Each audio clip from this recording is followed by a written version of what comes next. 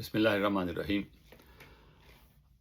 खबर तो सारी दुनिया में फैल गई और अक्सर व बेशतर लोग बहुत खुश हैं इस बात पे कि पाकिस्तान की सालसी की वजह से ईरान और अमेरिका के दरमियान 2 हफ्ते की जंग बंदी हो गई। और इससे भी बढ़कर ये कि 10 अप्रैल को जुमे के रोज़ से इस्लामाबाद में अमेरिका और ईरान दोनों आपस में बातचीत करेंगे।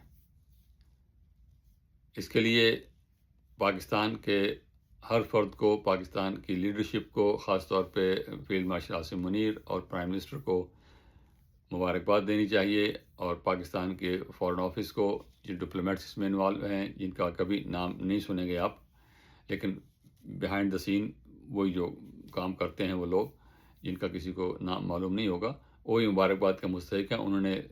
मैं अपने तजर्बे से कह सकता हूँ कि उन्होंने बहुत काम किया है, इसके लिए बड़ी मेहनत की उन लोगों ने की है।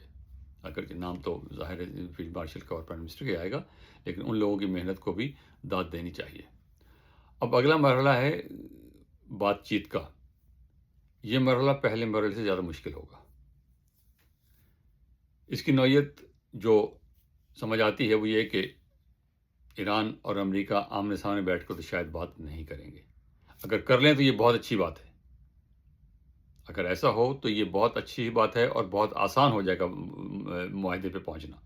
ताहम अगर ऐसा नहीं होता तो फिर इसके जो मॉडल मौजूद है वो ये कि जैसे अफ़गानिस्तान के वक्त जब सोवियत ऑक्यूपेशन था 1988 में, तो उस वक्त जो मॉडल डेवलप हुआ था, डिएगो कॉर्डोवेज जो यूएन के रिप्रेजेंटेटिव थे, डिप्लोमेट, उन्होंने जो बातचीत कराई थी पाकिस्तान और अफ़गानिस्तान के दरमियान, तो उसका मॉडल भी हो सकता है कि हम दोनों एक दूसरे को रिकग्नाइज़ नहीं कर रहे थे। पाकिस्तान अफ़गानिस्तान में जो गवर्नमेंट थी उसको एक्सेप्ट नहीं कर रहा था, और तो उन्होंने कहा हम इससे बात नहीं करेंगे। तो उसका फिर तरीका ये कि एक जगह पर जिनीवा में पाकिस्तान की टीम एक कमरे में बैठती थी और अफ़गानिस्तान की टीम दूसरे कमरे में बैठती थी, और डिएगो कॉर्डोवेज जो हैं वो इनके दरमियान जो भी वो कहते थे वो तहरीरी तौर पे होता था। वो कागज़ लेके उनके पास जाते थे, फिर उनके दूसरों के कागज़ लेके उनके पास आते थे, और इस तरह वो कई हफ्ते वो सिलसिला चला, कई महीने, बल्कि 4 महीने लगे जैसे मैंने कवर्स किया था। तो वो बात हो गई थी। और इसमें 2 ही सूरतें हैं कि या तो ये आमने सामने बैठ जाएं, जो कि बहुत अच्छी बात है अगर ऐसा हो, लेकिन अगर ऐसा नहीं होता तो फिर ये प्रॉक्सिमिटी टॉक से कहते हैं, प्रॉक्सिमिटी डिप्लोमेसी वो होगी।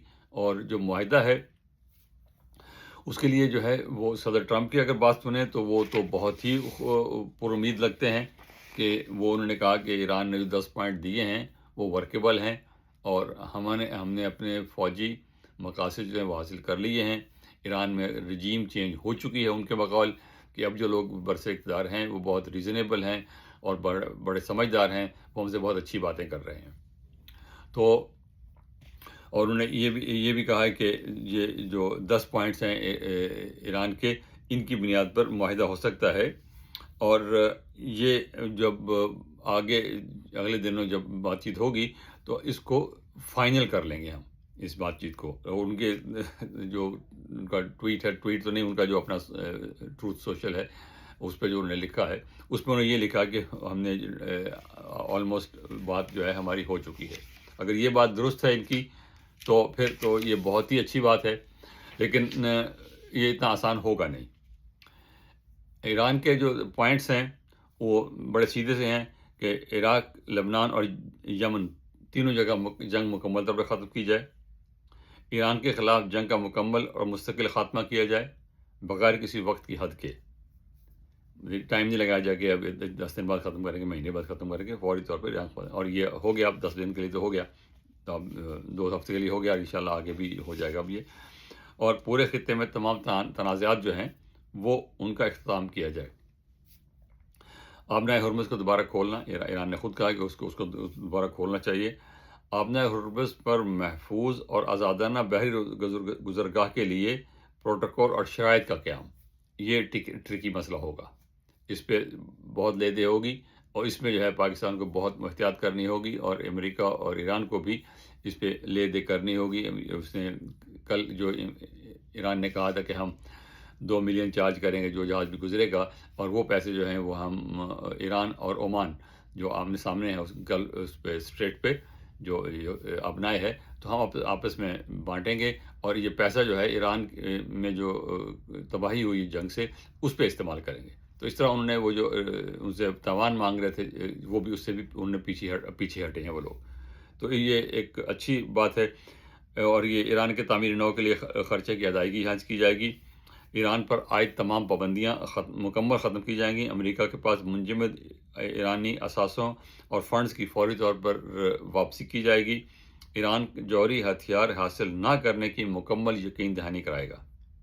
یہ ایران پہلے بھی کہہ چکا ہے، لیکن اب وہ زیادہ مندرجہ بالا شرائط کی منظوری کے ساتھ تمام محاذوں پر فوری جنگ بندی اور اس نکات کی بنیاد پر بات چیت ہوگی۔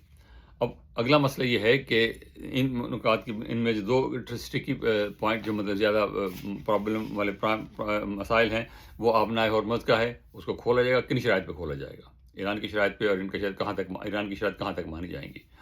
اور جو مسئلہ تھا کہ ہمیں جو ہمارا نقصان ہوا ہے اس کے لیے ہمیں تاوان امریکہ ادا کرے یا اسرائیل ادا کرے، اس سے وہ انہیں پیچھے ہٹ گئے ہیں، وہ بات وہ نہیں کر رہے اب۔ اور دوسری بات جو ہے کہ ایران کو جو جوہری ہتھیاروں سے تو مکمل طور پہ ہاتھ دھونا چاہ رہے ہیں، وہ ہم مکمل ہتھیار نہیں بنائیں گے، لیکن ایران کو جو ہے یورینیم انریچمنٹ کرنے کی جو ہے وہ کس حد تک اجازت ہوگی؟ جو این پی ٹی ہے اس کے تحت ایران کو یہ حق حاصل ہے کہ وہ 3.67 تک ان کو انریچ کر سکتا ہے، اس سے زیادہ نہیں۔ جو انریچ مٹیریل ان کے پاس ہے وہ 900 سے زیادہ کلو گرام کا ہے، وہ ان کے پاس وہ 60% انریچ انہوں نے کیا ہوا ہے، کیونکہ جب انہوں نے جو انسپیکٹرز تھے اٹامک انرجی کمیٹی کے، ان کو نکال دیا تھا ایجنسی کے، تو IAEA کے، تو اس کے بعد انہوں نے اس کو 60% انریچ کر لیا تھا، جب وہ امریکہ نے معاہدہ جو تھا اسے توڑ دیا تھا، پہلے اس کے ساتھ ہوا تھا۔ تو اب یہ دو پوائنٹ جو ہیں وہ زیادہ اسٹکی ہوں گے، اس کے لیے پاکستان کو بہت احتیاط سے اور بات کرنی ہوگی، اور اگر دونوں پارٹیز اس نیت سے وہاں جائیں کہ ہم نے مسئلہ حل کرنا ہے اور جنگ کو ختم کرنا ہے اور امن کی طرف بڑھنا ہے، تو پھر یہ مسئلہ زیادہ مشکل نہیں ہوگا اور زیادہ لمبا بھی نہیں ہوگا۔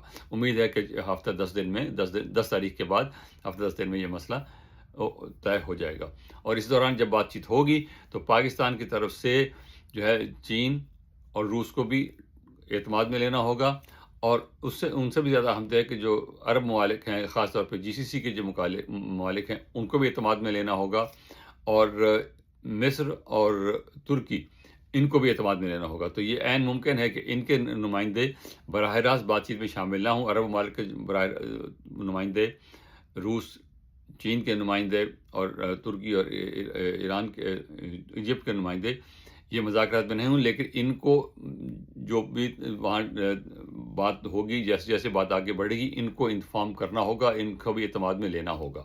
تو یہ کوئی آسان نہیں ہوگا اس کو، اور اس میں جو سب سے زیادہ اہم چیز ہے وہ یہ ہے کہ پاکستان ایک ثالث کے طور پہ، ایک میڈیٹر کے طور پہ جب کرے گا تو اس کو بقول ڈیگو کارڈویز کے الفاظ میں کہ you have to be brutally honest, کہ بڑی شدید حد تک جو ہے آپ کو ایمانداری سے بات کرنی ہوگی، وہ بات کرنی ہوگی جو ہے، کیونکہ اس میں جو ثالث ہے اس کو ہوتا ہے کہ چلو یہ بات ہو جائے، امن قائم ہو جائے، بات، وہ اس کو اپنی بات نہیں کرنی ہے، اس کو وہی بات کرنی ہے جو انہوں نے کہی ہے، اور ان سے بات کر سکتا ہے کہ آپ اس کو ایسے کر لیں، اس کو ایسے، اس بات کو یوں کر لیں، یوں کر لیں، جیسے بھی پاکستان نے کیا کہ بھی آپ 45 دن کی کر لیں، پھر 45 میں آپ 2 ہفتے کی پہ ایگری ہو گئے، ٹھیک ہے، تو یہ وہاں پر بھی یہ بات ہو سکتی ہے، لیکن اپنی طرف سے وہ بات نہیں کہنی جو کہ وہ دوسرا سننا چاہتا ہے، وہ بات کہیں جو دوسرے نے کہی ہے، بروٹلی آنیسٹ۔